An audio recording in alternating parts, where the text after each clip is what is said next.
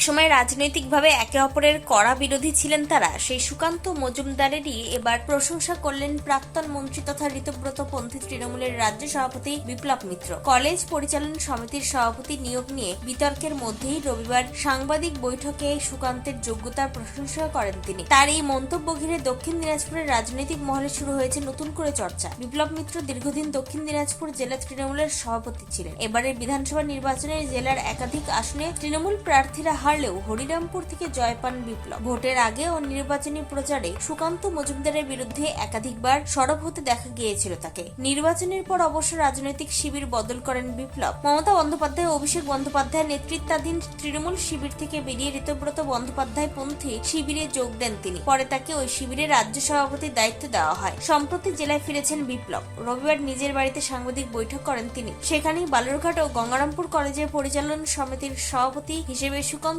মজুমদারের দায়িত্ব পাওয়া প্রসঙ্গে তার যোগ্যতার প্রশংসা করেন বিপ্লব। এই বিষয়ে প্রাক্তন মন্ত্রী বিপ্লব মিত্র সাংবাদিকদের বিভিন্ন প্রশ্নের উত্তরে কি জানালেন শুনবো। ভারতবর্ষের শিক্ষা দপ্তরের প্রতিমন্ত্রী বা রাষ্ট্রমন্ত্রী সুকান্তবাবু নিজে আছেন। উনি দুটো কলেজে আছে দেখেছেন, আমি যতদূর নিজ দেখেছি। নিঃসন্দেহে তিনি দুটো কলেজ গঙ্গারামপুর এবং বালুরঘাট কলেজে তো উন্নয়ন করতেই পারবেন। পাশাপাশি তিনি আমাদের দক্ষিণ দিনাজপুর জেলায় যতগুলো কলেজ আছে যেগুলো তাদেরই দলের পক্ষ থেকে কোনো না কোনো লিডার বা কোনো পদাধিকারী তারা হচ্ছে এই কলেজগুলোর প্রেসিডেন্ট হিসাবে দায়িত্ব নিয়েছেন। তো স্বাভাবিকভাবেই আমরা খুব আশাবাদী এবার, যেটা আমাদের টাকার অভাবে আমরা কলেজগুলোকে আরও ডেভেলপমেন্ট করার যে কাজগুলো ছিল সে কাজগুলো করতে পারিনি, সেগুলো এখন আর আটকাবে না। এখন সুকান্তবাবুর চেষ্টায় নিঃসন্দেহে আমাদের দক্ষিণ দিনাজপুর জেলার সব কলেজে ব্যাপক উন্নয়ন।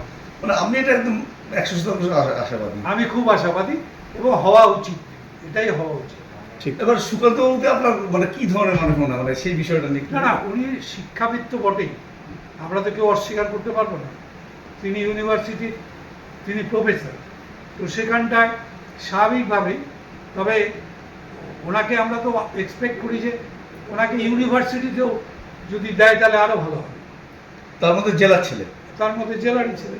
সুতরাং নিঃসন্দেহে আমার ধারণা কলেজ যেগুলো টাকার অভাবে এতদিন পর্যন্ত ইনফ্রাস্ট্রাকচার সেটাকে মেনটেন করা বা একটু বাড়ানো, যেটা অসুবিধা হচ্ছিল এতদিন ধরে, গভর্নমেন্টে যেহেতু সেই টাকা কেন্দ্রের কাছ থেকে আমরা পেতাম না, তো এবার কেন্দ্রের থেকেও টাকা পাবো, রাজ্য সরকারের থেকেও টাকা পাবো। অন্যায়ের ব্যাপার নেই, ওদের একটা নতুন গভর্নমেন্ট হয়েছে, সেই গভর্নমেন্টের পক্ষ থেকে ওরা স্বাভাবিকভাবেই বিভিন্ন কলেজে বা স্কুলে জনপ্রতিনিধি করে পাঠানো, সেটা ওরা ওদের মতন করে পাঠাতেই পারে। তবে 3 মাস পার হয়ে গেছে, তারপরে এই যে পাঠানো হলো, এইটাতে তো একটু আমরাও আশ্চর্য হয়েছিলাম যে এতদিন পর্যন্ত কেন কলেজগুলোতে হচ্ছে না। তো যাই হোক, গতকাল যে আমরা খবরটা পেলাম যে বিভিন্ন কলেজগুলোতে ওরা কমিটি একটা করে পশ্চিমবাংলা বিভিন্ন কলেজে কলেজে প্রেসিডেন্ট হিসাবে দায়িত্ব দিয়েছে। ওদেরই বিভিন্ন জনপ্রতিনিধি যারা নির্বাচিত হয়ে এসছে তাদের কাছে, কেউ মন্ত্রী আছেন কেন্দ্রে, কেউ হয়তো রাজ্যের মন্ত্রী আছেন, আর অনেককেই সেখানটায় কলেজে স্থান দেওয়া হয়েছে যাদের রিকুইজিট কোয়ালিফিকেশন যেটা দরকার একটা কলেজের প্রেসিডেন্ট হওয়ার জন্য, সেই মধ্যে যারা সেইটাতে হচ্ছে কোয়ালিফাইড, সেই ধরনের যারা জনপ্রতিনিধি আছেন তাদের মধ্য থেকে করা হয়েছে বলে শুনেছি। অন্যদিকে গঙ্গারামপুর বিধানসভার বিজেপি বিধায়ক সত্যেন্দ্রনাথ রায় কি জানিয়েছেন শুনবো। চোর তৃণমূল হওয়ার পরে যিনি এখন ভালো তৃণমূল হয়েছেন, আমাদের জেলার না রাজ্যের স্বনামধন্য অ্যাডভোকেট, তিনি আমাদের এমপি এবং কেন্দ্রীয় প্রতিমন্ত্রী সুকান্ত মজুমদারের সম্পর্কে উচ্ছ্বসিত প্রশংসা করেছেন। শুনে মনে হলো যে এরা বাস্তুত ভাই, যেমন মাসির ছেলের বিরুদ্ধে কেউ কথা বলে না, তেমনি এরা পরস্পর মাসতুতো ভাই। গঙ্গারামপুরের মানুষ এবং দক্ষিণ দিনাজপুর জেলার মানুষ বুঝতে পারলাম যে এরা উভয়ে মাসতুতো ভাই। যদিও দুইজনই তাদের দুটো নির্বাচনে জনগণের ভোটে সামান্য ভোটে জিতেছেন, তো জেতাটা যেটাই বলে। আমি লক্ষ্য করছি যে চোর তৃণমূল, কালীঘাট তৃণমূল থেকে আসা কিছু ভালো তৃণমূল নেতা আমাদের কিছু নেতার সঙ্গে গোপনে পরামর্শ করার চেষ্টা করছেন, গোপনে কথা বলে আমাদের দলটাকে ভাঙার চেষ্টা করছেন, ক্ষতি করার চেষ্টা করছেন। এবং আমি মনে করছি যে এটা মোটেই ঠিক হচ্ছে না। কে ক্যালকাটা ইউনিভার্সিটির ভাইস চ্যান্সেলর হবে সেটা সম্পূর্ণ গভর্নরের বিষয়, সরকারের বিষয়। সেটা চোর তৃণমূলের পক্ষ থেকে কোনো পরামর্শ আমাদের দিকে না আসাই ভালো। আমরা আমাদের মতো চলি, সেটাই ভালো। কিন্তু করার কিছু নেই। বাস্তব সত্যি যেটা, যে আমাদের কিছু নেতার সঙ্গে তৃণমূল নেতার গোপন সম্পর্ক আছে এবং এটা বহুদিন ধরে আছে। কাজে এর আমি ধিক্কার জানাচ্ছি এবং আমার ঘৃণা জানাচ্ছি। দক্ষিণ দিনাজপুর জেলার আমরা যারা 96% মানুষ আমরা যারা বাস করি, আর এই দুইজনের কথা যারা আছেন আমাদের নেতা বহুদিন ধরে, কেউ তৃণমূল নেতা, কেউ বিজেপির নেতা, তারা মাত্র 4% মানুষের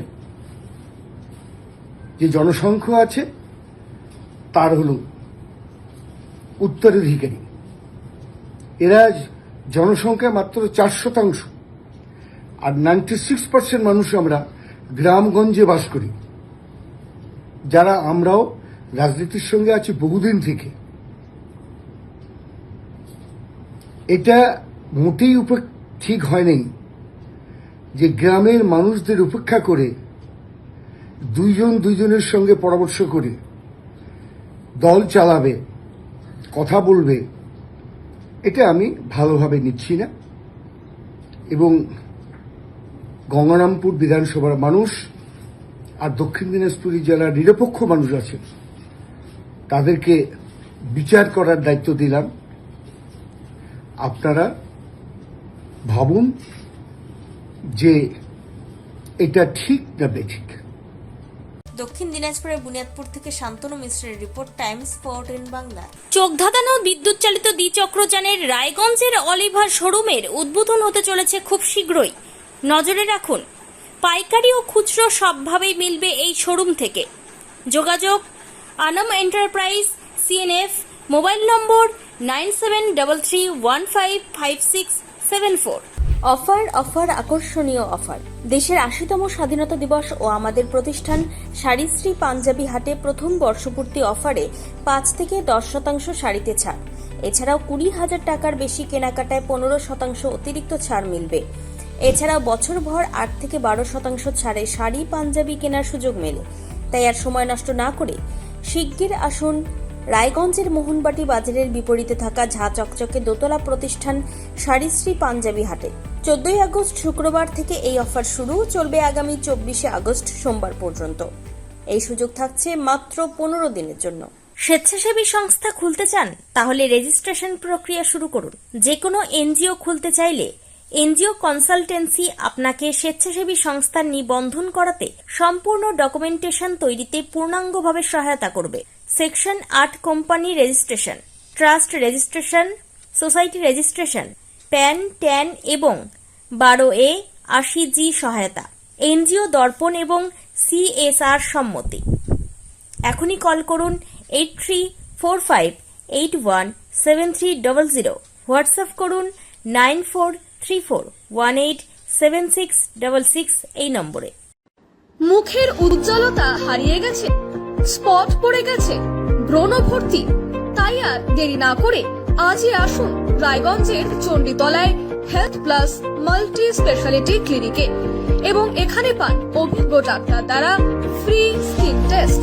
আরো বিস্তারিত জানতে যোগাযোগ করুন 9674895169 এই নম্বরে।